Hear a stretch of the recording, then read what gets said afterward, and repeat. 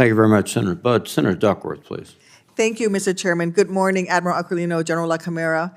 Thank you for being here today, and of course, thank you for your many decades of service.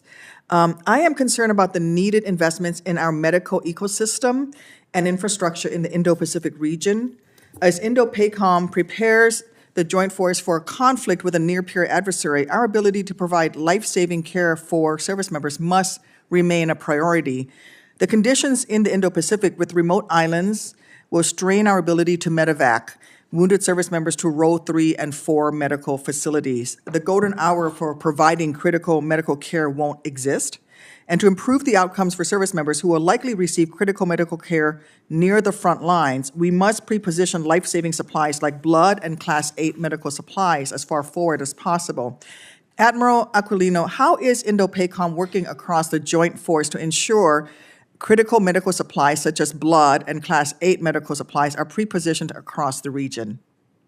Thanks, Senator. We've incorporated this aspect of the medical care of our forces in our last set of exercises. We rehearsed some of it. We've moved some medical capability forward as a part of exercises. Again, we take it very seriously. We need to make sure that we can do it and execute at the time of need, which is why we practice and rehearse. Additionally, we do have allies and partners in the vicinity, and we have to make sure that the medical care that's available there, we have access to it at the scope and scale needed, and we coordinate with our allies and partners to do that. So that's how we're taking it on. Thank you. You actually addressed my next question somewhat. And in fact, we have allies and partners like the ROK, like Japan, like Singapore, that have medical facilities that meet JCAHO standards, which is the Joint Accreditation Agency for the United States hospital system. Admiral, allies and partners, as you said, will be critical given the amount of blood that would be needed during a potential conflict. How are you coordinating? How is Indo-PACOM coordinating with other interagency partners to gain access to blood supplies in foreign countries across the region? Yeah, I think those discussions are ongoing from my doctor across the region and our allies and partners. As a part, we highlight it as a part of those exercises and assets. We have not certainly pre-positioned at this point in time, but we have to have the places to do it when needed, and we're doing those assessments. Right. Well, the blood cannot really be pre-positioned, but having establish agreements to access those blood supplies. But it also means that those blood supplies have to be certified to be given to U.S. service members, which some of them may not if they've not complied with our requirements. So I think all of that is critically important. It's good to hear that you're addressing the issue. As you well know, I've been a vocal advocate for a combat credible logistics network, shifting a little bit. The ability for the United States to project the Joint Force in the Western Pacific will depend on our intra-theater lift capabilities. Indo-PACOM will have to grapple with moving troops, supplies, and equipment across a complicated island chain network, and you and I have had conversations on this, requiring significant investments in watercrafts, floating piers, and roads. Admiral, where do you see our current gaps in intra-theater lift in the Indo-Pacific region, and what role do you foresee the Army Corps of Engineers having in tackling this issue? Thanks, Senator. Again, the approach, the Army component has actually moved some watercraft. Some have gone to Japan now. So to properly put those forces in the right place posture-wise is critically important.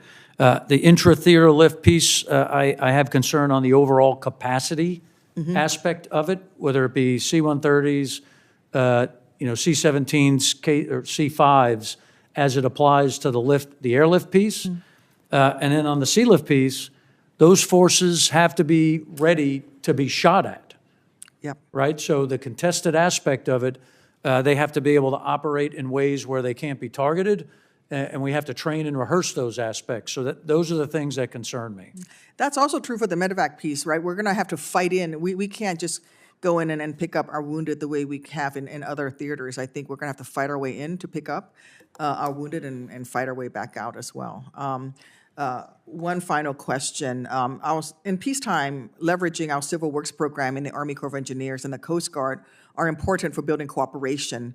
What new areas can we collaborate with our allies and partners using examples like the successful Sister Rivers Exchange Program as a model? For example, the Mekong River and the Mississippi River initiatives are a good example. Yeah, I think it is. Our construction forces, and not just the Army Corps, but the the Air Force Red Teams, the Navy Seabees, again, those provide some significant training for those allies and partners to build their capacity to help themselves more often. So we've seen some benefits there, and we have to continue to do that.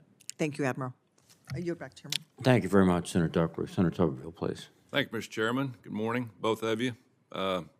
Admiral, thanks for your service. You came here about the same time I did 3 years ago. Time flies when you're having fun, right? It goes by quick. This is for both of you. After President Trump's summit with Kim Jong-un